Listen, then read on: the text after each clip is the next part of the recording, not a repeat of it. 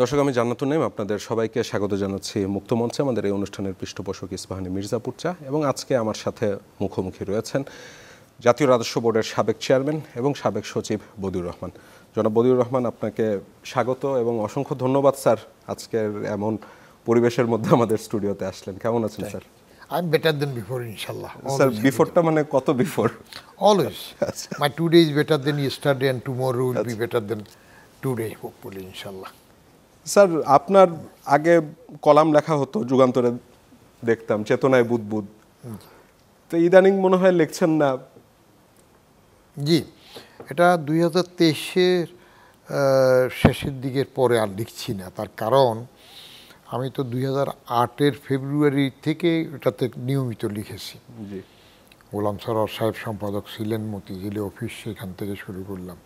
কিন্তু শেষের দিকে তাদের সম্পাদীয় নীতিমালার দোহাই দিয়ে প্রচুর পরিমাণে কাটাকাটি শুরু করে। যিনি লেখা দেখেন যে শেখ হাসিনা সম্পর্কে এরকম সমালোচনা করা যাবে না, তারেক রহমান সম্পর্কে এটা লেখা যাবে না, তার খালেদা জিয়া সম্পর্কে এটা বলা যাবে না, এত কাটা শুরু করলো যে তারপরে আর আমার নিজস্বত্ব থাকে না। এক, তো এগুলো নিয়ে আমি সম্পাদীয় নীতিমালাও চাইলাম। সাইফুল সাহেব তখন সম্পাদক ছিলেন, এখন তো উনি বদলিয়ে বাদ গেলেন। বললাম যে আমাকে সম্পাদকীয় নীতিমালা দেন, আমি দেখব আপনাদের সাথে আর কন্টিনিউ করতে পারি কিনা। অথচ আগে এগুলো না করে নাই। যেই কথা তারা আগে ছাপতো, এখন তারা সেটা ছাপে না।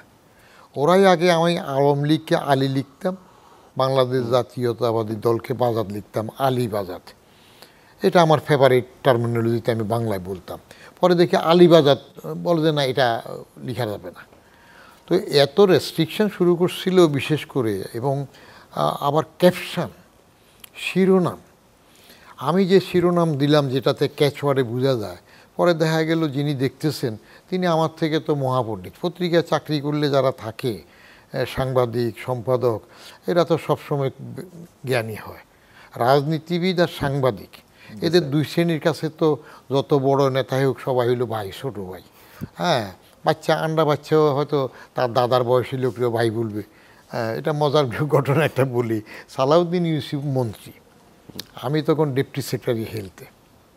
এক বাচ্চা ছেলে, মোস্ট প্রবলি হয়তো 18 থেকে 20 বছর হবে, আসে আমার রুমে ঢুকে বলতেছে, এই ডিএস সাহেব, এই কাজটা করে দেন, এই কাজটা করে দেন, আমাকে সালাউদ্দিন ভাই পাঠিয়েছে। হি ওয়াজ ডিকটেটিং মি, ইয়াং বয়। আমি বললাম যে সালাউদ্দিন ভাই কোন সালাউদ্দিন ভাই? আমি তাকে সাইজ করার জন্য ব্যুরোক্রেট তো। আমি বলি কি, আমার পাশের রুমের পিয়ন সালাউদ্দিন সাহেব পাঠিয়েছে নাকি? বলে যে না না, মিনিস্টার। আমি বলি তো সালাউদ্দিন ভাই বলতেছেন, হি ইজ মাই মিনিস্টার। কত বয়স, আর তুমি বাচ্চা ছেলে এসে সালাউদ্দিন, গেট আউট। তারপর একটু সাইজ হলো। আরেক, আমি এনবিআরে থাকতে এক বাচ্চার সাংবাদিক, অন্যরা সবাই সিনিয়র আছে, সে আমারে বলতেছে, এই বদিউর ভাই, বদিউর ভাই আপনি। তা আমি তাকায় রইলাম, অন্যের এক মুখ সাহসাই করতে। আমি বললাম যে এ বাবু, তোমার জন্ম কবে? তোমার সাথে কি আমার দোস্তাদি ছিল? তুমি আমার বদিউর ভাই বলতেছ? This is office. তো এখন সাংবাদিক আর রাজনীতিবিদ তো এগুলো তো ওস্তাদ। এই সাংবাদিকরা কাগজে যখন নিজের শব্দ সংযোজন কাটা শুরু করলো, ক্যাপশন বদলানো শুরু করলো, তাতে দেখা যায় অনেক সময় আর আমি থাকি না, বদলে যায়। তারপরে বাদ দিয়ে দিলেন। আমিও তো তাইলে স্যার একই দোষে দুষ্ট, কারণ যেহেতু সাংবাদিকতা করি। না, তারপরে তো থাকবে। আমার কথা হইল ফরমাল, ইয়েস বদিউর রহমান, ঠিক আছে। ফরমাল অনুষ্ঠানের মধ্যে আন্ডা বাচ্চা বলবে যে বদিউর ভাই, হোয়াট ইজ দিস, বাইরে ঠিক আছে। স্যার, একটু সচিবালয়ের ঘটনা তো দেখছেনই কি হচ্ছে।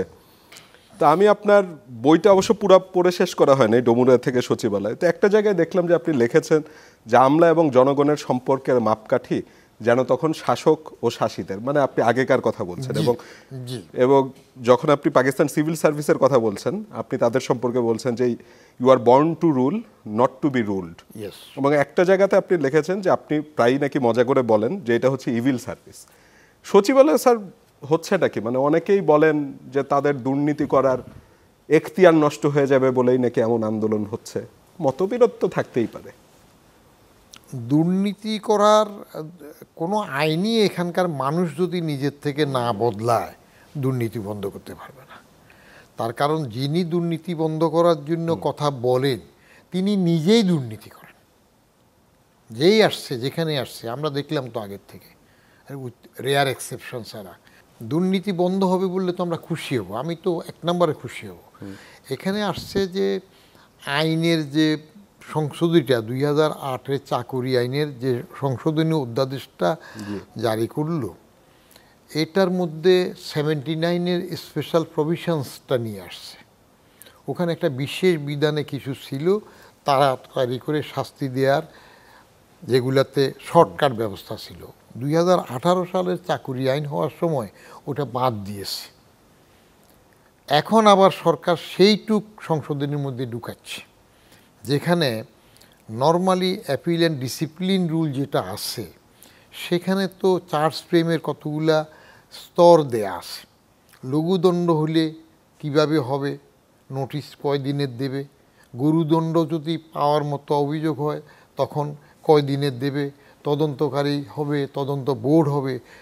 সেই প্রসিডিউরগুলোতে এখানে আরেকটু স্পেশালিটি যোগ হয়ে গেছে, যে এখানে তদন্তকারী কর্মকর্তা, যেটা পত্রিকায় দেখেছিলাম আর কি, আমি অধ্যাদেশটা পাইনি, পড়িও নি, পত্রিকায় যেগুলো দেখলাম তাতে যিনি তদন্ত করবেন তিনি নিয়োগকারী কর্তৃপক্ষকে বাদ দিয়েও সেখানে একটা জাজমেন্টে চলে যেতে পারবেন।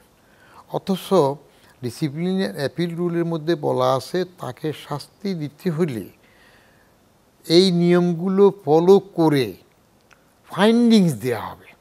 তদন্তকারী কর্মকর্তা অথবা তদন্ত বোর্ড সে দোষী কি নির্দোষী সেটাও বলতে পারবে না। এই অভিযোগটা প্রমাণিত, এটা প্রমাণিত নয়, ফাইন্ডিংস থাকবে। এই রিপোর্ট যাওয়ার পরে পরে কর্তৃপক্ষ এটার উপর নোট করবে এবং শাস্তি দেবে তার নিয়োগকারী কর্তৃপক্ষ। নিয়োগকারী কর্তৃপক্ষ আমার যিনি, তার নিচে পারবে না। সরকারি চাকুরি আইন যেটা ছিল, পাবলিক সার্ভেন্ট রিটায়ারমেন্ট অ্যাক্ট 1974, যেটা পরে সংশোধিত এখন 2018, সেখানেও একটা কালাকানুন ছিল 9-1 এবং 9-2। 9-1টা হইল 25 বছর চাকরি পূর্ণ হলে কর্মচারী স্বেচ্ছায় 1 মাসের আগাম লিখিত নোটিশ দিয়ে চাকরি থেকে যেতে পারবে। আর 9-2 যেটা ছিল সেটাকে আমরা এখনও কালাকানুন বলি, সেটা হইল সরকারও ইচ্ছে করলে 25 বছর চাকরি হইলে তাকে উইদাউট অ্যাসাইনিং এনি রিজন বিদায় করতে পারবে। এটা জাস্টিফাই করা হয় টু ওয়ে ট্রাফিক, যেমন কর্মচারী চলে যেতে পারবে স্বেচ্ছা, তেমনি সরকারও তাকে বিদায় দিতে পারবে, তাহলে তো দোষের কিছু না। বাট আই ডিফার, আমি সেগুলা লিখছি আমার সরকারি চাকুরিতে অনুভূতি সমগ্র, সেখানে সরকারি চাকুরির উপরে অনুভূতির সিরিজ বই আমি 6টা লিখেছি, সেগুলো একসাথে গণ্ডগোল। ওখানে আমি এটা নিয়ে ব্যাখ্যা দিয়েছি, মনিব যিনি চাকরি দেন তার ভূমিকা আর চাকর যিনি চাকরি করেন এক হইতে পারে না। একটা চাকর কর্মচারী তার সুবিধা অসুবিধা বিবেচনায় 25 বছর চাকরি করার পরে স্বেচ্ছায় চলে যেতে পারে। এটা কল্যাণমূলক রাষ্ট্রে এই সুবিধা কর্মচারীকে দেয়া হয়েছে, কিন্তু মনিব সেই ক্ষমতা প্রয়োগ করতে পারেন না যে তার যখন খুশি হলো তাকে বিদায় করে দেবে উইদাউট অ্যাসাইনিং এনি রিজন। এটা কারণ দর্শানো লাগবে না, তো তাহলে কল্যাণমূলক হচ্ছে না। সরকার যদি কর্মচারীকে বিদায় করতে হয় তাহলে তো তাকে জাস্টিফাই করতে হবে। কর্মচারী তার অধীনে থাকে, বেনিফিট নেয় সরকার থেকে, অতএব তার সুবিধা অসুবিধাতে সে 25 বছরে যেতে পারে, কল্যাণমূলক ব্যবস্থা। কিন্তু সরকার তাকে বাদ দিয়ে দিবে, এটা অকল্যাণ। অথচ সে কালাকানুন এখনও আছে। তারপরে এরকম শর্টকাট সিস্টেমে চাকরির থেকে বরখাস্ত করে দিবে, কাউকে উস্কানি দিল কিনা, কারো ডিউটিতে একটু বাধা দিল কিনা, এই কথাগুলো প্রমাণ করার জন্য তো অ্যাপিল অ্যান্ড ডিসিপ্লিন রুলের মধ্যে এগুলো আছে। এখানে কেন আপনি শর্টকাটে করতে যাচ্ছেন? তাহলে আপনি কাউকে ভিক্টিমাইজ করার খেয়াল হচ্ছে, কাউকে আটকাবেন, কাউকে বাদ দেবেন। স্যার, তাহলে সরকারি চাকরিজীবীদের জবাবদিহিতা কিভাবে নিশ্চিত? কেন জবাবদিহিতা আছে না? আচ্ছা, গভর্নমেন্ট সার্ভেন্ট কন্ডাক্ট রুল আসছে, সেখানে সব কিছু বলা আছে কি কি করতে হবে। তারপরে government servant discipline and appeal rule আছে, যেটা সরকারি আইনের মধ্যে আছে, সেখানে আছে। তো জবাবদিহিতার সমস্ত ধাপ তো আছে, আপনি সেটা ফলো করছেন না কেন? সেই নিয়মে আসেন। আপনার তো সবটা শাস্তি আছে, গুরুদণ্ড 4টার বিধান তো আছেই। আপনি সেই প্রসেসে শর্টকাট করে দিবেন যে যেখানে অনেক কিছু কন্ট্রাডিক্টরি হয়ে যায় কনস্টিটিউশনের সাথেও, মৌলিক অধিকারের সাথে। এগুলো হলো একজনকে বিদায় করতে হলে, যেমন PO9 ছিল, প্রেসিডেন্টস অর্ডার 9 বঙ্গবন্ধুর আমলে সেই সময়। তারপরে মার্শাল ল সময় কী করলো, MLO 9, যে এইভাবে শর্টকাট একদম বাদ দিবেন। তাহলে তো এটা কল্যাণমূলক রাষ্ট্র হইল না। 54 বছর হয়ে এলো, স্বাধীন হলো, এখনও যদি জানা হয়। হ্যাঁ, ওগুলাতে আপনি করতে পারছেন না কেন? আপনি হায়ার অ্যান্ড ফায়ার সিস্টেম শক্ত করছেন না কেন? অ্যাকাউন্টেবল করছেন না কেন ঠিক মতো? এখন হায়ার অ্যান্ড ফায়ার সিস্টেম না করলে, সার্ভাইভাল অফ দ্য ফিটেস্টে না গেলে, প্রমোশন প্রসপেক্টের মধ্যে আপনি যদি মেরিটোক্রেসি ঠিক না রাখেন, সেখানে যদি দলীয়করণ করেন, তখন তো এরকম হবে। আমরা দলীয়করণ কখন থেকে শুরু করলাম খেয়াল আছে? বঙ্গবন্ধুর সময় তো বাজাদের জন্ম হয় নাই, বাংলাদেশ জাতীয়তা দল ছিল না, তখন দলীয়করণ সার্ভিসে হয় নাই। প্রেসিডেন্ট জিয়ার আমলে তো দলীয়করণের প্রশ্নই ছিল না, গুড অ্যাডমিনিস্ট্রেশন ছিল। বরং প্রেসিডেন্ট জিয়া ভালো মেরিটোরিয়াস নেওয়ার জন্য প্রথম সুপিরিয়র পোস্ট এক্সাম 1976 কঠিন পরীক্ষা নিলেন, যেই ব্যাচে প্রথম আমরা আসলাম। আচ্ছা, 1300 নম্বরের রিটেন, 200 নম্বরের ভাইবা, 100 নম্বরের সাইকোলজিক্যাল টেস্ট। কত হইল? 1600। তারপরে আবার ফাউন্ডেশন ট্রেনিংয়ে 300 নম্বরের ট্রেনিং ইনস্টিটিউটের ইভ্যালুয়েশন, আর 300 নম্বর আবার PSC পরীক্ষা নেয় ফাউন্ডেশনে। এই 2200 নম্বরের ভিত্তিতে তার সিনিয়রিটি ইন্টারসি হতো। আর এই পরীক্ষা কঠোরভাবে নেওয়ার জন্য, মেরিটের লোক নেওয়ার জন্য আমাদের সময় সিলেবাস করলো প্রফেসর শামসুল হক সাহেবের মাধ্যমে করা হইল। পররাষ্ট্রমন্ত্রী ছিলেন খালেদ শাম সাহেবের আব্বা। সেখানে বাংলার যে 2 পেপার 200 নম্বর, এর মধ্যে এক পেপার শুধু একটা রচনা লেখা 100 নম্বর, 3 ঘন্টা। ক্যান ইউ থিঙ্ক অফ 3 ঘন্টা এই সিভিল সার্ভিসের পরীক্ষা একটা রচনা। আবার ইংরেজিতে 2 পেপারের মধ্যে এক পেপার শুধু 100 নম্বর, একটা ইংরেজি রচনা লেখা। 3 ঘন্টা একটা ইংরেজি রচনা লিখতে গেলে কি অবস্থাটা হয়, নিজের ভিতরে নাড়ি ভুড়ি মেরিট কী আছে সব বেরিয়ে যায়। গরুর রচনা লিখতে যাইয়া গরুকে নদীতে নামাইলো, নদীর রচনা লিখলো, নদীকে সাগরে ফেললো, সাগরের রচনা লিখলো, তারপরে তো 3 ঘন্টা শেষ হইতে চায় না, ওইখানে হয়ে গেল। তারপরে আবার 5 মার্ক, 50% মিনিমাম 5 মার্ক ছিল। আমাদের 79-এ সেটাতে হইল, 81-এরটাতে হইল। তারপরে দেখা গেল যা অ্যাডভার্টাইজ পোস্ট থাকে সেই পরিমাণ লোকই পাওয়া যায় না, রিটেনে কোয়ালিফাই করে না। তারপরে 5 মার্কটা কমাইলো, 82-র বেলায় এসে 45% মার্ক করলো, 5% কমালো।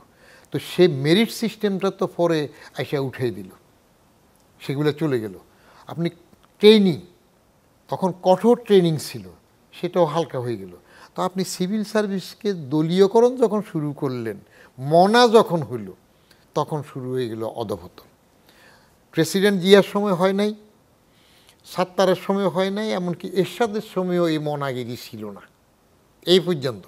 যেই খালেদা জিয়া প্রথম মেয়াদে ক্ষমতায় আসলেন 1992-এর 8ই ফেব্রুয়ারি, যে গণপদোন্নতি দেওয়া হইল, জমির উদ্দিন সরকার শিক্ষা প্রতিমন্ত্রী, তার নেতৃত্বে কমিটি ছিল, তখন এই SSBর মারতে হতো না। সেই কমিটিতে 75% মার্ক ছিল। আর সেই সময় এমনও একটা সমালোচনা ছিল যে গণপদোন্নতি সেই লিস্টের মধ্যে, যেহেতু প্রাইম মিনিস্টার বেগম খালেদা জিয়া শুধু লাস্ট পেজে সই করছে, আগের পৃষ্ঠাগুলিতে সইয়ের পরেও নাকি নাম বদলানো হয়েছে, দলীয় মনা। তখন এই দলীয় মনার মধ্যে 3টা প্রসিজারের নামের পাশে AB লেখা শুরু করল। এ হইল আওয়ামী লীগ সাপোর্টার, বি হইল বিএনপি, যে হইল জামাত। এইগুলা করতে গিয়ে সেই খালেদা জিয়া আমার আমলে সেই সময় এই দলীয়করণ শুরু হইল। তারপরে আওয়ামী লীগ তার উত্তরসূরি এটা করলো। এটার ফলশ্রুতিতে কী আসলো, SSBতে প্রমোশনের সময় একটা বায়বীয় কথা লিখে, ইভেন ডক্টর সাদেত আমলে এটা ঘুরছে বায়বীয়, যে আরও তথ্য প্রয়োজন বলে যোগ্য লোককে পদোন্নতি দেওয়া হইল না। আমাকে তো 4 বার সচিব পদে পদোন্নতি দেওয়া হয় নাই। কেন দেওয়া হয় নাই? পদোন্নতি বঞ্চনা বই লিখলাম, সেটার উত্তর পর্যন্ত দেয় না। কারণটা কি? কারণ হলো পছন্দ হয় নাই। আওয়ামী লীগ আমলে আমাকে বলে যে আমি বিএনপি, আমাকে সচিবালয় থেকে বের করে দিল, বাদ বেচতে শেরাটনে পাঠাই দি, হ্যাঁ, হোটেলের চাকরিতে পাঠাই দিল, সালাউদ্দিন ইউসুফ বসতে দে না। আবার বিএনপির আমলে বলে আমি আওয়ামী না, তার আমার প্রমোশন দে না। এই দলীয়করণের ফলে কী হয়ে গেল? জনতার মঞ্চ হইল, উত্তরা ষড়যন্ত্র হইল, ফান্ডা গার্ডেনে বৈঠক হইল। তো এগুলার অ্যাকশন তো কিছু হয় নাই। উত্তরা ষড়যন্ত্রের তদন্তের জন্য প্রাক্তন ক্যাবিনেট সেক্রেটারি আব্দুল আজিজের নেতৃত্বে 3 সদস্যের একটা কমিটি তো হয়েছিল। আব্দুল আজিজ ক্যাবিনেট সেক্রেটারির নেতৃত্বে, সেখানে আমাদের আরেক সচিব আমিরুল ইসলাম ভূঁইয়া সদস্য ছিল। পরে যে চিফ ইলেকশন কমিশনার আব্দুল আওয়াল, যে কাজী হাবিবুল আওয়াল ছিল, সদস্য ছিল। তো দৃশ্যমান কি হইল? হয় না। তাহলে হায়ার অ্যান্ড ফায়ার সিস্টেম নাই। আপনি এখানে দলীয়করণের মধ্যে আমার তোমার মনে করছেন, দেয়ার লাইক ট্র্যাজেডি। স্যার, ওই যে আপনার বইয়ের একটা লাইন বললাম আমি আপনাকে, যে আমলা এবং জনগণের সম্পর্কের মাপকাঠি যেন তখন শাসক ও শাসিতের। তো ওই শাসক ও শাসিতের যে মাপকাঠি আপনি বলছেন যে মানদণ্ডটি ছিল বা মাপকাঠিটি ছিল, সেটিকে আপনি এখন এই 2025 সালে এসব পরিবর্তন হতে দেখেছেন নাকি? এক। দ্বিতীয়ত হচ্ছে 5 আগস্টের পরে একটি বড় অভিযোগ আছে যে প্রশাসন বা আমলাতন্ত্র এই সরকারকে সহায়তা করছে না। তো 5 আগস্টের আগে আমলাতন্ত্রের আচরণ কি ছিল, 5 আগস্টের পরে আমলাতন্ত্রের আচরণ আপনি কেমনটা দেখেছেন? আপনার প্রথম প্রশ্ন হইল শাসক এবং শাসিতের ওটার পরিবর্তন হয়েছে কিনা। অনেক পরিবর্তন হয়েছে। আচ্ছা। ওইটা ছিল বিশেষ করে পাকিস্তানি 3 অক্ষরী সাহেবদের বেলায়। পাকিস্তানি 3 অক্ষরী সাহেব তো চিনেন, এটা আমার টার্মিনোলজি, সিএসপি সাহেব যারা ছিল, আচ্ছা, সিএসপি তাদের সময়। আর পূর্ব পাকিস্তানি 4 অক্ষরী সাহেব যারা ছিল, ইপিসিএস। পাকিস্তানি 3 অক্ষরী সাহেবরা পূর্ব পাকিস্তানের প্রাদেশিক সার্ভিসের 4 অক্ষরী সাহেবদেরকে তো মানুষ মনে করত না। এবং আমি নিজে প্রথম 79-এ চাকরিতে জয়েন করে তো এই অবস্থা দেখেছি, যে বাচ্চা সিএসপি ডেপুটি সেক্রেটারির সামনে সিনিয়র বয়স্ক ইপিসিএস ডেপুটি সেক্রেটারি চেয়ারে বসতেছে না। এবং আমার বস ছিল একজন ইপিসিএস জয়েন্ট সেক্রেটারি। উনি আমাকে বললেন, আমি যখন জিজ্ঞেস করলাম যে এরকম আপনার সমসাময়িকের সামনেও আপনি বসেন না, বলে যে বদিউর তেল আর জল মিশে না, এইভাবে হয়েছে। তার কারণটা কি? কারণ লাহোরের সিভিল সার্ভিস একাডেমিতে এই সিএসপি সাহেবদেরকে আইসিএসের পরে, আমরা তো শানে নজরুল্লাহ আগেরটা বললে মোগল সিভিল সার্ভিস, তারপরে ইন্ডিয়ান সিভিল সার্ভিস, তারপরে পাকিস্তান সিভিল সার্ভিস, এরপরে বাংলাদেশ সিভিল সার্ভিস। এই সিএসপি সাহেবদেরকে লাহোরের ট্রেনিংয়ের সময় যে ঘোড়ার পিঠে যে তারা উঠেছে, তারপর তো তাদের আর নামতে হয় নাই। তারা ওইখান থেকে এসেই এসডিউ হিসাবে জিফে বসছে। এই এসডিউ সম্বন্ধে তখন বলা হইতো, when the SDO catches cold the whole sub division sneezes. মহকুমা সাহেবের যদি, এসডিউ সাহেবের সাব ডিভিশনাল অফিসারের যদি সর্দি হইতো, পুরো মহকুমা তখন হাসতে থাকতো। এইরকম তাদের ক্ষমতা, এইরকম তারা শাসক হিসেবে করত। এমনকি কেউ কেউ তাদের টিসির থেকে, ডেপুটি কমিশনার থেকে চার্জ হ্যান্ড ওভার করার সময় অফিসে বসে করতো না। তার রাজত্ব, তার জেলা যতটুকু সীমানা, ট্রেনের শেষ সীমানা যাইয়া সই করত। তার কারণটা ছিল, ট্রেনিংয়ে এমন ছিল যে উনি তার ওই সীমানা ছেড়ে যাওয়ার আগ পর্যন্ত he will remain as deputy commissioner, সই করত সেখানে গিয়ে। সেটা ছিল সে সময়, you are born to be ruled, not you are born to rule, not to be ruled. Bangladesh হওয়ার পরে সেটা অনেক পরিবর্তন হয়েছে। আর ওই 3 অক্ষরী সাহেবরা চলে যাওয়ার পরে আরও পরিবর্তন হয়েছে। এখন মানুষের সাথে মিশে, তারা তো আগে হ্যান্ডশেক করতো না। সিএসপি সাহেবরা গ্লাভস পরে অন্যের সাথে, জনগণের সাথে হ্যান্ডশেক করতো। এখন যেটা হয়ে গেছে, তাদের মধ্যে একটা জাত্যাভিমান ছিল, তাদের একটা কোয়ালিটি ছিল, দুটো জিনিস। A manager must have 2 qualities. একটা হলো he or she should know how to work better, 1 number. আর বাকিটা হইল he or she must know, ওইটা শুড নো, এটা হলো must know how to get works done from others. এই quality ওই 3 অক্ষরী সাহেবদের ছিল। নিজে কাজ জানতেনও, অন্যের থেকে কাজ আদায় করাও তারা জানতেন। সেই জন্য তাদের বন্ডিজও ছিল একরকম, এবং তারা নিজেদেরকে নিজেরা প্রটেক্ট করছে।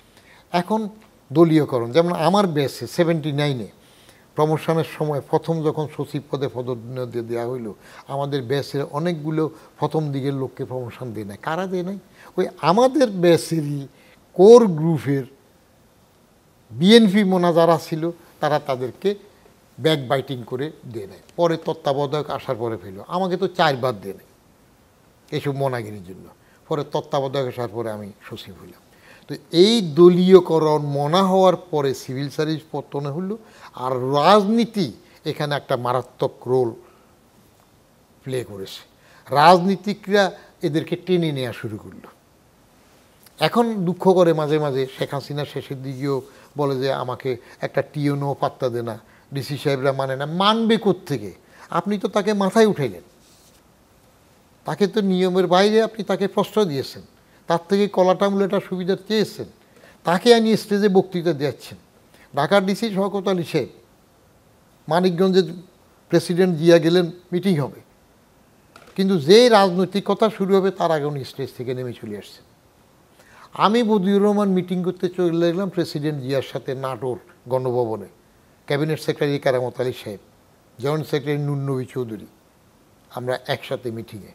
তো আমরা ক্যাবিনেট মিটিং হয়ে যাওয়ার পরে যেই ওনার রাজনৈতিক মিটিং হয় আমরা সবাই উঠে চলে আসলাম। আমরা সেখানে থাকি নেই, থাকার প্রশ্ন উঠে না। আর এখন তাইলে কি হয় স্যার? হ্যাঁ, এখন তাইলে কি হচ্ছে? এখন কি হচ্ছে? এখন রাজনৈতিক মিটিং হলে তো পাশে বসতেছেন। এখন রাজনৈতিক নেতা গায়ে হাত দিতেছে, ইনিও তার উপরে ভাই গায়ে হাত দিতেছে। তাহলে আপনার বানর যে পলিটিক্যাল মাস্টার্স, ব্যুরোক্রেট, সার্ভেন্টস, এখানে ডিমার্কেশন ঠিক রাখতে হবে। পলিটিক্যাল মাস্টার্স, রাজনীতি হইলেও দেশ চালাবে, তিনি মাস্টার্স হিসেবে থাকবেন, জনগণের প্রতিনিধি। আর ব্যুরোক্রেটটা হবে সার্ভেন্ট, এটা বলতেই হবে যতই বাহাদুরি করুক। তাহলে ডিমার্কেশন রাখতে হবে। আপনি পলিটিক্যাল মাস্টার যদি ব্যুরোক্রেট সার্ভেন্টসের কাছে সুযোগ সুবিধার জন্য নত হন, নিয়মে না জানেন, কিংবা ব্যুরোক্রেট সার্ভেন্টসকে চালানোর মতো দক্ষতা যদি আপনার না থাকে, ও তো আপনার উপরে যাবে। এই কেওটিকগুলো কেন হচ্ছে? এই যে এখন যেগুলো হলো 5 আগস্টের আগে, যেটা বললেন আগের থেকে পরিবর্তন হয়েছে, সিভিল সার্ভিস আগের মতো নয়, মানুষের সাথে মিশে যায়। আর দ্বিতীয়টা বললেন 5 আগস্টের পরে কি পরিবর্তন? 5 আগস্টের পরে পরিবর্তন কি হলো? মব ভায়োলেন্স অথবা মব জাস্টিস বা মব ইনজাস্টিস, এটা একটা নূতন কালচার সৃষ্টি হয়েছে। কারণটা কি? কারণ ইউনূস সরকার আসার পরে he has totally failed two restore the administration, to control the administration. এত ফেল করেছে, প্রথমে তো একটা মারাত্মক ফেল করেছে ছাত্ররা আমার নিয়োগকর্তা বলি। স্যার অনেকে বলেন যে আওয়ামীপন্থী লোকজন রয়েছে বলেই তারা সাপোর্ট করেনি। আচ্ছা, তা যদি বলেন, আমি বলি আপনি আওয়ামীপন্থীর লোকজন থাকলে বাদ তো দিলেন, এখন আওয়ামী লীগ চলে যাওয়ার পরে যারা কি পোস্টে আছে, আপনি কি নাম ধরে ধরে বলা চান যে বড় বড় পদগুলোতে কারা আছে? বড় বড় মিনিস্ট্রির সচিব পদে কারা আছে? আপনি শানে নজরুল, এদের ডিএনএ টেস্ট করেন, কারা আছে স্যার? কারা আছে? সবগুলো বিএনপি জামাতের লোক। এখন আপনি আওয়ামীপন্থী পাচ্ছেন কোথায়? আমি যদি নাম বলি আমার কলিগরা অসন্তুষ্ট হবে। আমার হাতে অ্যাপয়েন্টমেন্ট পাওয়া জুনিয়র যারা এখন সিনিয়র সচিব বা সচিব হয়েছে 84, 85 ব্যাচের, সেগুলো তারা এখন অসন্তুষ্ট হয়ে যাবে বলতে গেলে। আমি তো নাম ধরে বলতে পারি। সে যেমন এনবিআরে যে একটা আন্দোলন হয়ে যাচ্ছে, যেটা সংশোধনী নিয়ে 2টা ডিভিশন করলো। স্যার সরকার বলছে এর মাধ্যমে রাজস্ব বাড়ানোর দিকে নজর দেওয়া হচ্ছে। শুনেন, কিছুদিনই আসছে, যেই তো নূতন আসে সেই একটা নূতন কিছু করতে চায়। সরকার নিজের থেকে করতেছে না, তার কোনো গুরুজন IMF-এর টাকা পাওয়ার জন্য চাপের ঠেলায় করতেছে, সেটা দেখতে হবে। আমি প্রায় সময় বলি, এনবিআরের চেয়ারম্যান থাকতে আমার সাথে এরকম IMF-এর প্রতিনিধি দল আসছিল। আমার বাজেট তো ছিল এনবিআরের তখন মাত্র 36,000 কোটি টাকা, ভ্যাট, কাস্টমস, ইনকাম ট্যাক্স মিলিয়ে। তো আমি মাত্র 17% গ্রোথ নিলাম, 43,850 কোটির বাজেট। এটাতেই তো IMF প্রতিনিধিরা আসে বললো যে it is highly ambitious, you can go for it, নকটা দিতেছে। আমি বললাম this is our matter, please have tea and leave the room. আপনি বাংলাদেশে যদি ওয়ার্ল্ড ব্যাংক আর IMF এই দুইটাকে বাদ দিতে পারেন, তাহলে 54 বছরের দেশ আর একটু ভালো হইতো। আপনি ERD যদি উঠাই দিতে পারেন, IRD বা NBR শক্ত কথা, আরও ভালো হইতো। কারণ ERDটা কি করে, আগে ছিল এক্সটার্নাল রিসোর্সেস ডিভিশন ERD, এখন হলো ইকোনমিক রিলেশনস ডিভিশন, অর্থনৈতিক সম্পর্ক। এটা তো সুট টাইপেরই আমরা ভিক্ষা করি, রাস্তার ভিক্ষা যে সে বাটিয়াতে বসে, মলিন জামা সেরা জামা, আর ERDতে আমরা সুট টাই কোট টোট পরে ভিক্ষা করি, সেট ভিক্ষা।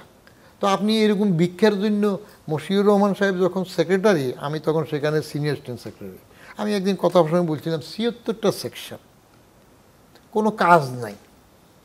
আমি সেকশন অফিসার হিসাবে তখন ওখানে 96-এ বেতনের চেক নেওয়ার সময় ক্যাশ সরকার চেক দিলে আরেক দিকে তাকাই দিতাম। তো ক্যাশ সরকার এরকম কয়েকবার বলে, স্যার আপনি চেক নেওয়ার সময় আরেক দিকে তাকাই নেন কেন? আমি বললাম যে লজ্জা লাগে, বিনা কাজে যে সরকারের বেতন নিতেছি, চেকটাই জন্য আরেক দিকে তাকাইনি।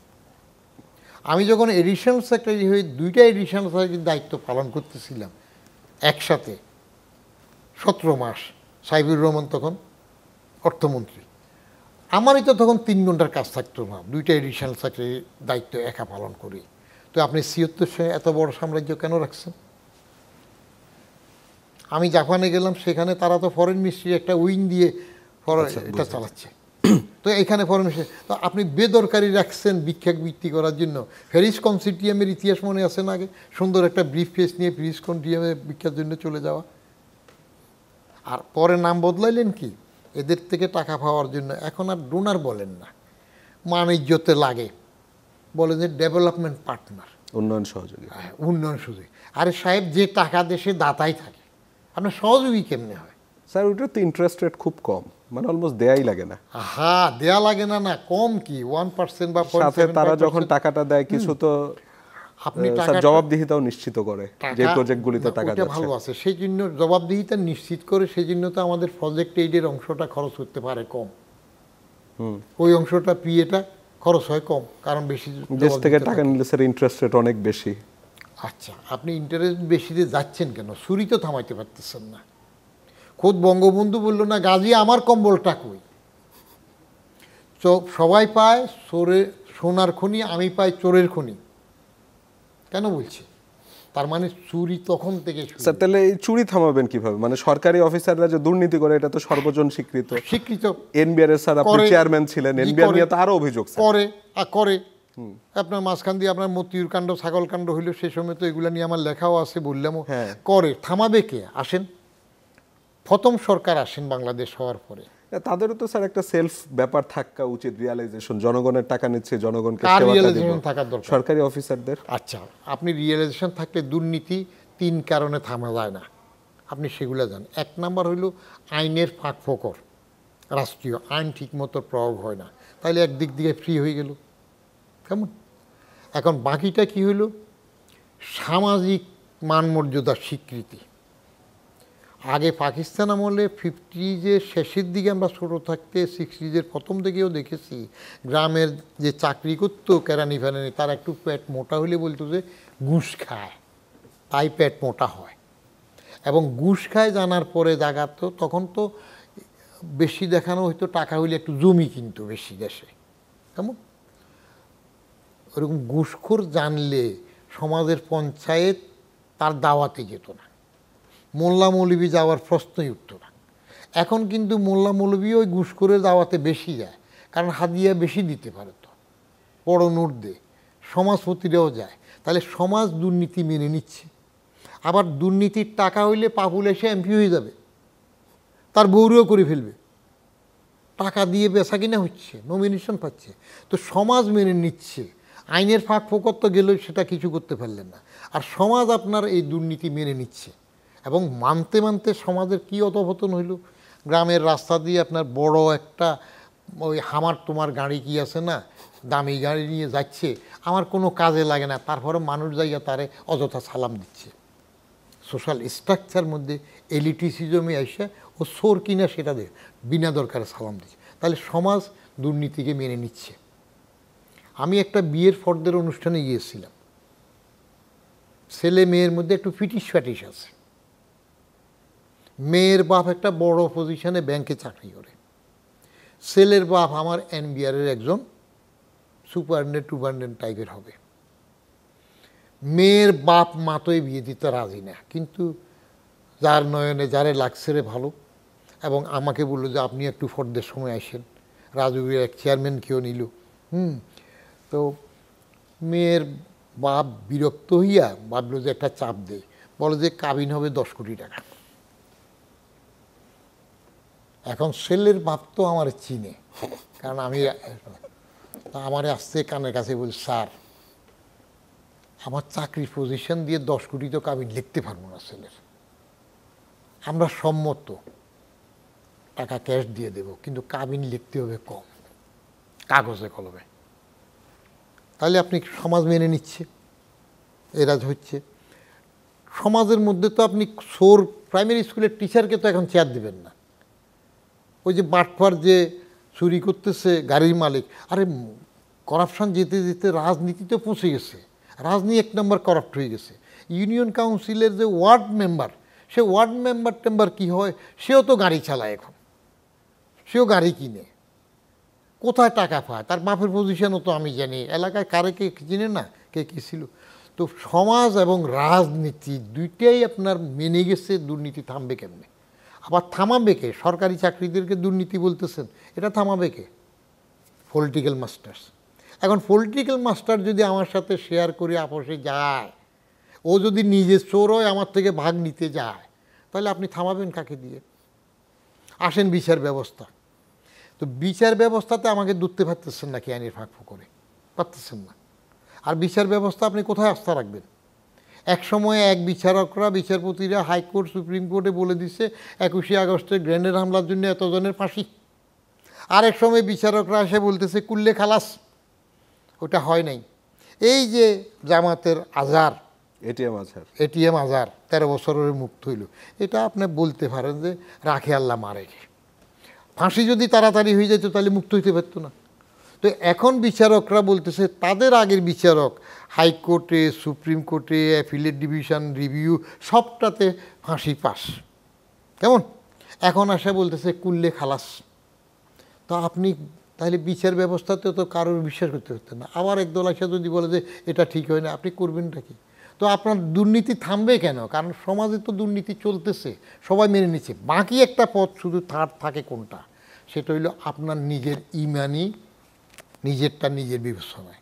আপনি যদি বিবেক দিয়ে কাজ করতেন, তাহলে রাষ্ট্রীয় আইনের থেকে পারলেন না, আটকাতে পারলেন না, সমাজ মাইনে নিতেছে পারলেন না। এখন নিজের ইমানি বোঝে, হ্যাঁ এটা যার যার তার। আপনি যদি মনে করেন যে আপনি চোর হবেন না, আপনি থাকবেন।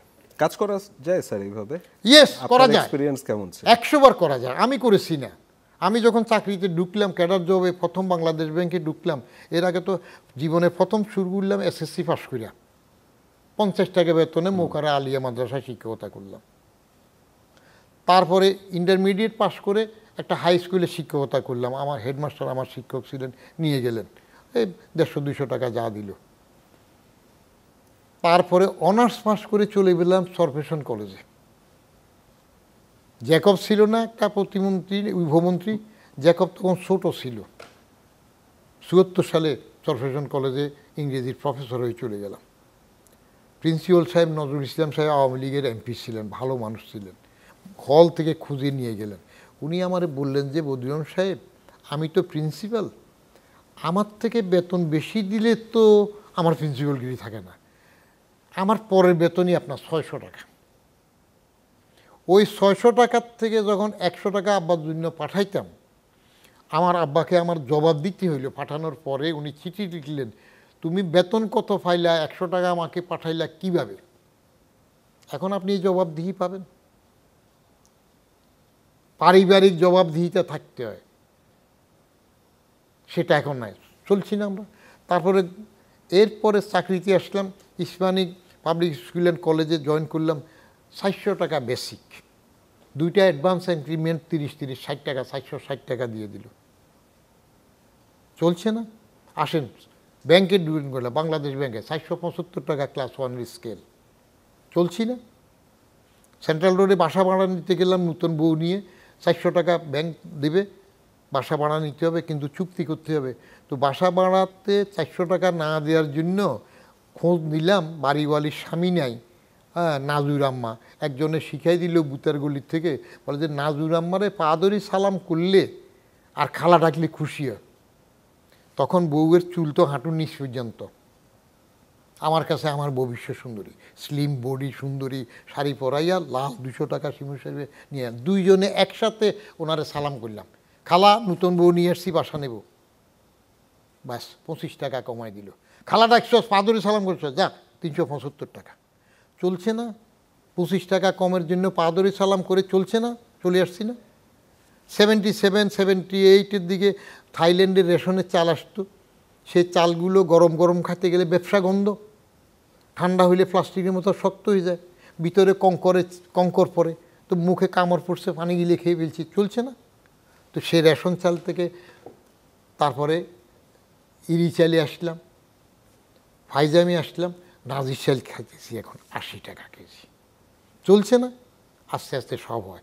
আপনি কতটুকু শক্ত হয়ে থাকবেন? চাকরির প্রথম দিকে বছর 10 আমরা চাকরিতে থেকে একটা সরকারি বাসা পাওয়াটা বিরাট আরাধ্য ছিল, স্টেট অফিস তীর্থস্থান ছিল।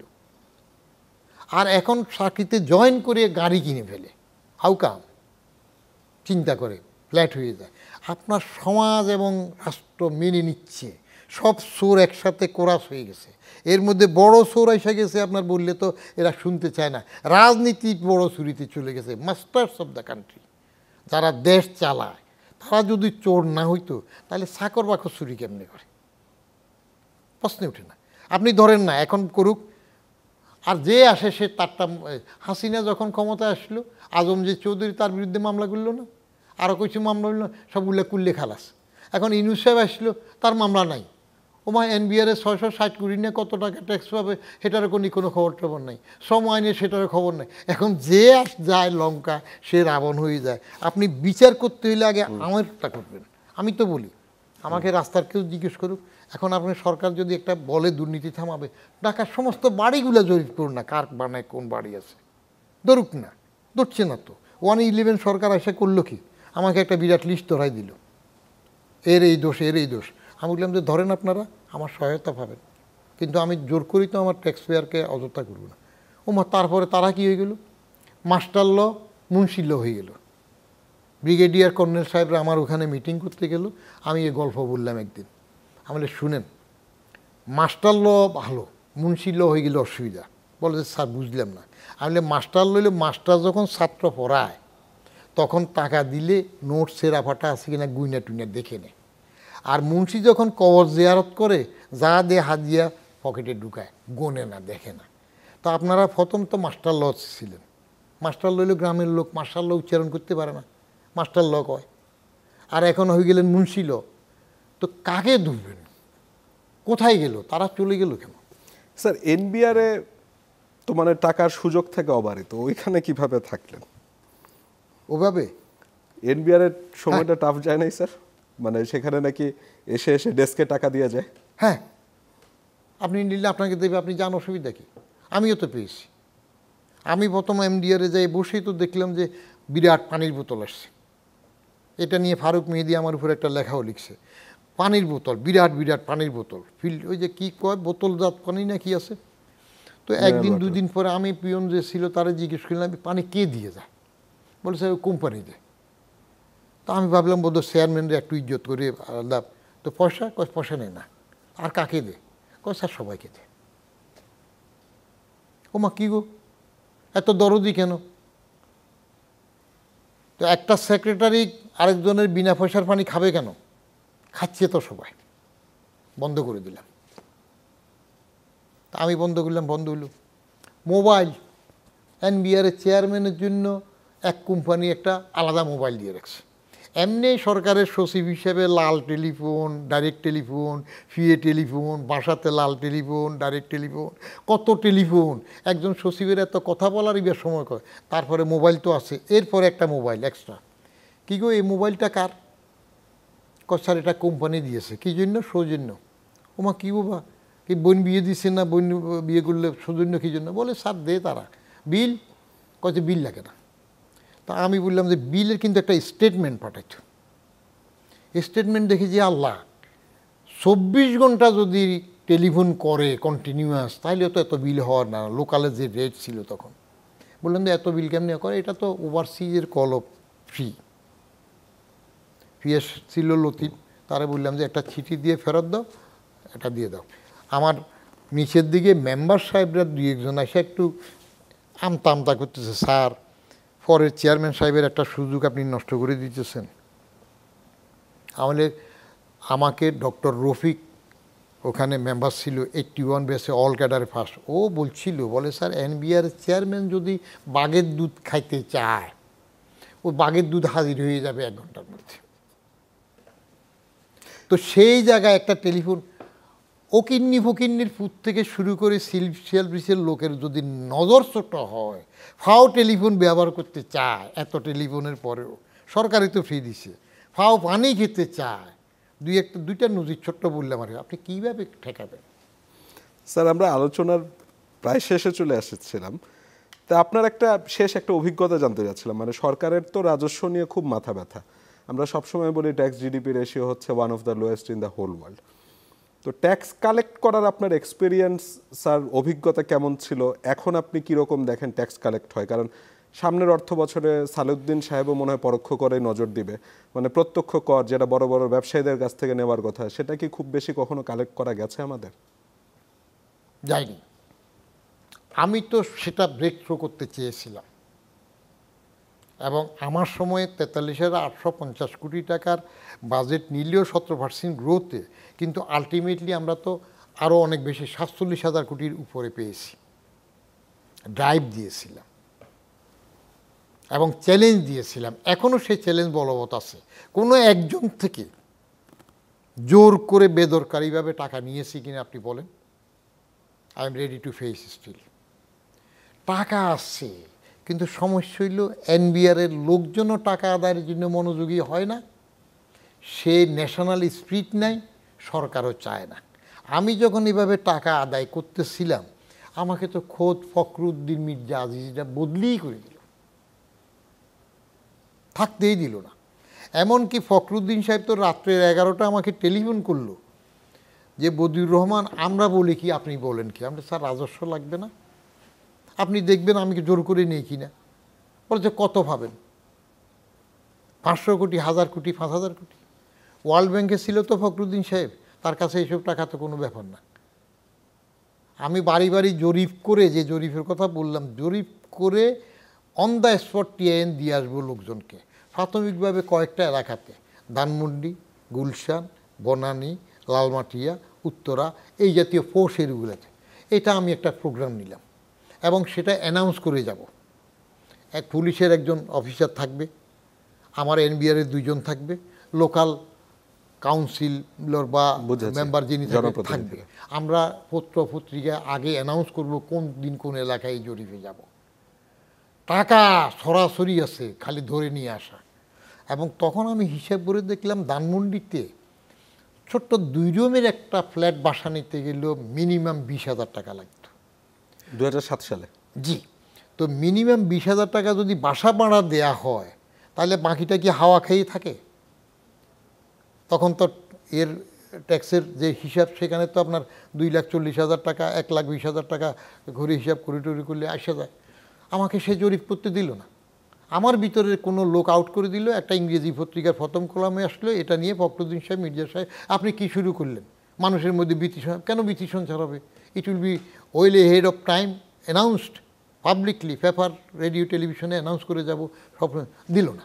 তো আপনার সরকার যদি না চায়, সরকারি কর্মকর্তারাও কাজ করতে পারে না, চাইবে না। সরকার যদি নিজে না চায় যে আমি দেব, আপনি সরকারি দেখেন যে অপ্রদর্শিত অর্থের ট্যাক্স কারা কারা দিল, কেউ দিতে চায় না। সাইফুর রহমান সাহেব 12 বার বাজেট দিয়েছে, কিন্তু উনি আমার কাছে ধরা খান নাই, অপ্রদর্শিত টাকা দেওয়া লাগছে না। মওদুদ সাহেব শুধু প্রেসিডেন্ট হওয়া বাকি, ধরা খাইলেন, টাকা দিতে হলো। প্রধানমন্ত্রী বেগম খালেদা জিয়া, তিনি অপ্রদর্শিত ট্যাক্স দেওয়া লাগছে না।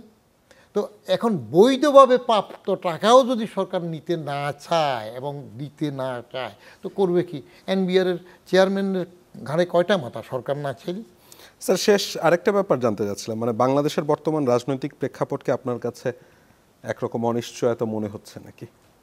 মানে ডক্টর ইউনূস সাহেব পদত্যাগ করতে চাইলেন, এর মধ্যে সেনাপ্রধান মানে সেনাবাহিনী আমরা শুনেছি সারা জীবন ক্ষমতা দখল করতে চায়, তারা বলছে ইলেকশন দাও, আর যারা সংস্কার করতে চায় তারা বলছে না এখন করব না পরে করব। সেনাবাহিনী সবসময় ক্ষমতা দখল করতে চায়, এটা আমি আরেক টিভিতে বলছিলাম। সেনাবাহিনী নিজেরা একটু বেকায়দায় আছে তাদের কিছু বদনামের জন্য, নাইলে এবারও তো তারা ক্ষমতা নিতে পারত। ইউনূস সাহেব তো দেশে ছিলেন না, ওয়াকারুজ্জামানের তো সব কথা বললো যে জামাতের নেতার সাথে কথা হইলো, হেফাজতের মামুনের সাথে কথা হইলো, শফিকুর রহমানের সাথে কথা হইলো, উনি বলছেন না সব প্রথম 5ই আগস্টের ঘটনার সময় যে শেখ হাসিনারে সসম্মানে হেলিকপ্টারে উঠাই দেওয়ার পরে আমি এখনও বলি শেখ হাসিনা পালায় নাই। পালায় কেমনে? শেখ হাসিনা কি ইরানের শাহ নিজে প্লেন চালায় চলে গেছে? শেখ হাসিনারে তো সুন্দর করে প্লেনে উঠাইয়া ওই দেশে কি এমনি গেছে কথাবার্তা বলে টলে, তাহলে এটা কি পালানো হইল নাকি? এটা সসম্মানে আপনি বেড়াইতে পাঠাইছেন বা যেভাবে হোক। আর তারপরে ওনারা পাঠানোর পরে একটা বিল্ডিং রক্ষা করতে পারেন না, একটা গণভবন ভাঙে ফেলেছে, হেফাজত করতে পারেন না। বঙ্গবন্ধুর বাড়ি ভেঙে ফেলছে, হেফাজত করতে পারতেছেন না, রাখতে পারেন না। আর্মির কয়েকটা ড্রব্যাক আছে, সেটা হইল প্রথমে আর্মি বঙ্গবন্ধুকে হত্যা করছে। যতই বলুক যে উচ্ছৃঙ্খল বিশৃঙ্খল কিছু, আর্মি তো তাহলে একটা বদনামে আছে। তারা প্রেসিডেন্ট জিয়াকে হত্যা করছে, উচ্ছৃঙ্খল বিশৃঙ্খল যাই বলুক, তাহলে আরেকটা বদনামে পড়ছে। তারা সাত্তারের মতো নিরীহ লোকরে বন্দুকদেরই সরাই ফেলাইছে, তাহলে আরেকটা বেকায়দায় পড়ছে। 3 নম্বর একটা বদনাম। 111-এ আইসা এই মঈনুদ্দিন মাসুদউদ্দিনরা লেজে গোবরে করে কিছু করতে পারলো না, আবার রাজনীতির কাছে নেক্সট সেফ এক্সিটে চলে আসছে, তার একটা বদনামে পড়ছে। এতগুলা বদনাম নিয়ে ইউএন পিস কিপিং মিশনের লোক থাকার ব্যাপারও আছে। এই শর্ট করে তো এখন আসতে পারতেছে না, নাহলে এইবারও তো সুযোগ ছিল আসতে পারত। যে সময় বিডিআর 57 জন ব্রিলিয়েন্স আর্মি অফিসার মেরে ফেলছে, তখন মইনিও আসতে পারে না কেন? এইসব ডরে ভয় আসতে পারে না। আইসা যদি আসে, আবার তারা কি করে, প্রথম কয়েকদিন ভালো থাকে, ভালো নিয়ম মাফিক কাজ করে, তারপরে হয় না। আমি কেন চাকরি ছেড়ে দিই? এখন তো সেনাবাহিনী নির্বাচন চাচ্ছে, আবার যাদের নির্বাচন চাওয়ার কথা মানে দিয়ে দেওয়ার কথা তারা দিচ্ছে না অন্তর্ভুক্তি। হ্যাঁ, তো সেনাবাহিনী সরকারের অংশ না, চাইবে না, অসুবিধা কি? দোষের কি আছে? আপনি বলবেন কেন বলছে, আরে কেন বলে নাই? এরশাদ ক্ষমতায় আসার আগে রাজনীতির কথাবার্তা বলছে না, এটা সেটা বলছে না, বলে বলে আসছে না। হ্যাঁ, শাহ আজিজ নূতন সংসদ ভবনের প্রথম অধিবেশনের মধ্যে আল্লাহর কসম খাই বলছে না মার্শাল্লাহ আসবে না, মার্শাল্লাহ আসবে না, তো তারপরে দিয়ে মার্শাল্লাহ এসে গেছে না। যখন যে যেভাবে রাজনীতি বলতে, এখন রাজনীতি তো নাই। রাজনীতি যদি থাকতো তাহলে ইউনূস সাহেব এতদিন বলে আসতেছেন যে আওয়ামী লীগ নিষিদ্ধের ব্যাপারটা আমরা করব না, এটা রাজনৈতিক সিদ্ধান্ত হবে। যেই ছেলে ফেলেরা যাইয়া ওখানে ধমক দিল, প্রেসিডেন্ট আব্দুল হামিদ চলে গেল, তখন বলে যে আচ্ছা নিষিদ্ধ। তাও কায়দা করে গ্যাজেট করলো এইভাবে যে বিচার কাজ শেষ না হওয়া পর্যন্ত কার্যক্রম নিষিদ্ধ থাকবে। আর ওই নাচনে বড়ি আরেকটা, হ্যাঁ, এক তো হইল নাচনে বড়ি, আরও হইল ডোলের বাড়ি। ইলেকশন কমিশন যে এখানে আদেশ পাইল, সাথে সাথে সেখান দিয়ে আবার নিষিদ্ধ করলো। তো রাজনীতি আছে নাকি? ইউনূস সাহেব পদত্যাগে যেটা বললেন, এটা একটা নাটক। সব লেজে গোবরে করে ফেলছে, কোনো দিকে সুবিধা করতে পারতেছে না। সংস্কার বলতে বলতে সংস্কারের পরে এবার আবার ঐক্যমত্য কমিশন, তারপরে মহা ঐক্যমত্য, কিছুই তো করতে পারতেছে না। আমি অ্যাক্টিভিতে বলছিলাম যে 9 মাসে তো আমাদের দেশে মারা একটা বাচ্চাও পয়দা করে, কিছু পয়দা করতে না পারে স্ট্যান্ড দেওয়ার জন্য, নিজের পজিশন টেস্ট করার জন্য বললো আমি পদত্যাগ করবো। যেমন কেউ যায় পা ধরলো, কেউ রিকোয়েস্ট করলো, দামটা দেখলো আর কি। আজকে স্যার অনুষ্ঠানটা আসলে এখানে আর একটু কথা বলতে পারলে ভালো হতো, তবে অনুষ্ঠানটা স্যার আজকে এখানে শেষ করতে যাচ্ছিলাম, সময়ও শেষ হয়ে গেছে আমাদের। আপনাকে অসংখ্য ধন্যবাদ। আপনি অনুষ্ঠান 7 দিন 10 দিনের করেন না, অসুবিধা কি? কত কিছু আছে, তো অনুষ্ঠান করা লাগবে না। বিনা অনুষ্ঠানে আপনার আমার 3টা বইয়ের মধ্যে সমস্ত কিছু লেখা আছে। আপনাকে স্যার অসংখ্য ধন্যবাদ। Thank you very much. আপনারা রাখবেন, শুনেন, আমি টকশোর বাংলা করছি কি জানেন? বকবকানি ফেসাল কেসাল। এই বকবকানি ফেসাল কেসালের মধ্যে আমি কেন আসি, এগুলা আবশ্যক কথাবার্তা কোনো কাজ হয় না। বাঁকাউল্লা বুকে যায়, সুন্নামুল্লা শোনে। আমি আসি, কয়টা টাকা দেন, আমার গাটা গরম থাকে। বেশি বেশি টাকা দিবেন, ডাকবেন, কথা বলবো, অসুবিধার কিছু নেই। স্যার অনুষ্ঠানটা এখানে শেষ করি। জি, thank দর্শক, you. এরই সাথে শেষ করছি আজকের মুক্তমঞ্চ অনুষ্ঠানটি। যারা এতক্ষণ আমাদের সাথে ছিলেন তাদের সবাইকে অসংখ্য ধন্যবাদ। শুভরাত্রি।